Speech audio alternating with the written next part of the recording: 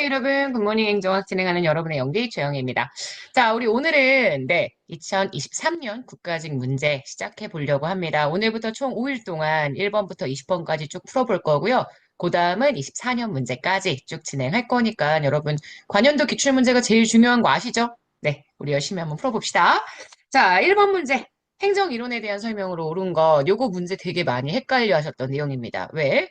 과학적 관리론의 테일러와 그다음 행정관리론의 귤릭을 되게 헷갈리셔서 귤릭 역시도 과학적 관리론 계열의 학자이다. 그래서 과학적 관리론의 귤릭이 최고 관리자로서의 운영 원리 포스트 코브를 제시했다. 이렇게 생각하시는 분들이 되게 많았는데 일단 과학적 관리론은 경영학 이론이라고 제가 얘기를 했죠. 우리가 얘기하는 귤릭은 이 과학적 관리론의 영향을 조금 받은 행정관리론이라는 이론을 주장했던 학자였기 때문에 과학적 관리론이라고 얘기하면 안 됩니다. 비슷한 계열의 이론은 맞지만 요거는 행정관리론의 내용이라고 생각해 주셔야 되고요. 당연히 귤릭에 대한 내용이라는 거 알고 계셔야 합니다.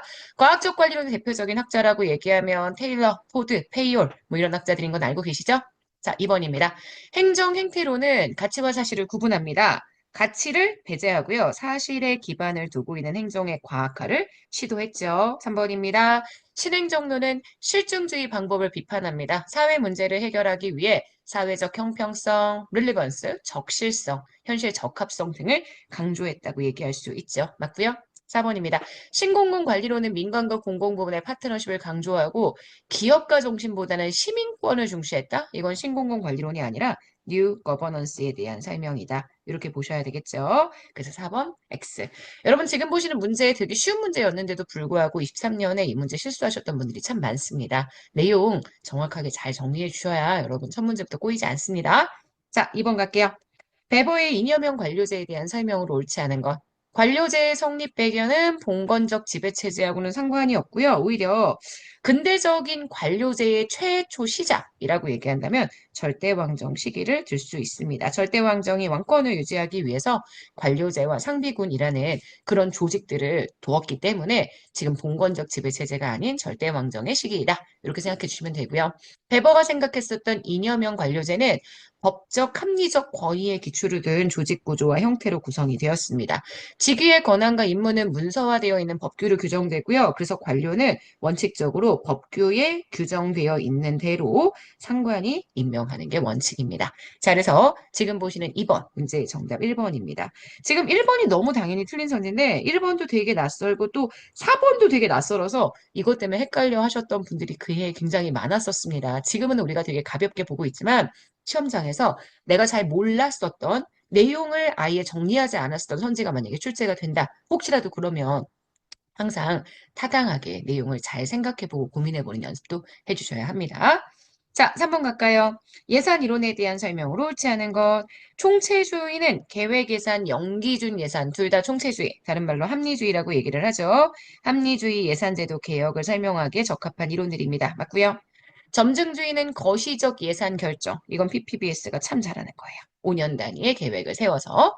예산 사건. 이거는 연기준 예산이 참 잘하는 거죠. 점증주의는 그냥 전년도의 예산을 조금 증가시켜서 예산을 늘 루틴대로 처리하는 제도이기 때문에 합리주의가 할 수 있었던 거시적 예산 결정이나 예산 삭감 설명에는 부적합한 이론입니다. X고요. 총체주의는 합리적 분석적 의사결정, 그걸 통해 경제학적 최적의 자원 배분이 일어날 수 있다는 걸 전제하기 때문에 3번 맞는 선지고, 점증주의는 예산을 결정할 때 합리주의가 하라고 하는 게 대안을 모두 고려하라는 거잖아요. 근데 점증주의는 그렇지 못합니다. 그래서 대안을 모두 고려할 수 없다. 인간의 합리성은, 정책 결정자의 합리성은 제한될 수밖에 없다. 요걸 전제하고 있기 때문에 요거 맞는 선지입니다. 자, 문제의 정답 되는 건 그래서 2번입니다. 4번입니다. 마우라우 바라치의 무의사결정론. 네, 너무 자주 출제가 되는 주제죠. 무의사결정의 행태는 보통 정책 문제 채택 과정 단계에서 일어납니다. 보통 의제 설정 단계에서 많이 일어나는데 그 의제 설정 단계 이외에서도 일어날 수 있습니다. 그래서 지금 보시는 1번 맞는 선지고요. 2번입니다. 기존의 정치 체제 내의 규범이나 절차를 동원해서 변화에 대한 요구를 공세합니다. 맞습니다. 자, 3번입니다. 정책 문제화를 막기 위해서 폭력과 같은 강제력의 방법을 충분히 사용할 수 있죠. 이 폭력과 같은 강제력이 가장 무의사 결정의 직접적인 수단이다. 이런 문제가 7급 선지로 출제가 되기도 했었습니다. 4번입니다. 엘리트의 두 얼굴 중 권력 행사의 어두운 측면을 고려하지 못했다라고 지금 보시는 이 바우라우 바라츠가 다원주의자였던 다를 비판했죠. 그래서 신다원주의라고 얘기할 수는 없고요. 이들은 신엘리트 이론입니다. 신엘리트 이론.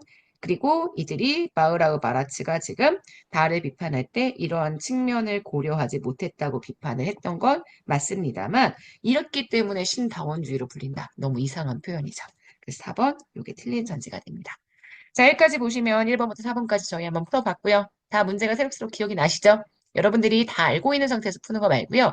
시험장에서 이런 문제를 만났을 때 얼마나 빠르고 정확하게 풀 수 있는지 늘 생각하시면서 대비해 주세요. 다음 주가 시험입니다. 아시죠? 네, 오늘 여기까지 진행하도록 하겠습니다. 여러분, 오늘 하루 정말 여러분 거고요. 내일 아침에 만나도록 할게요. 여러분, 안녕.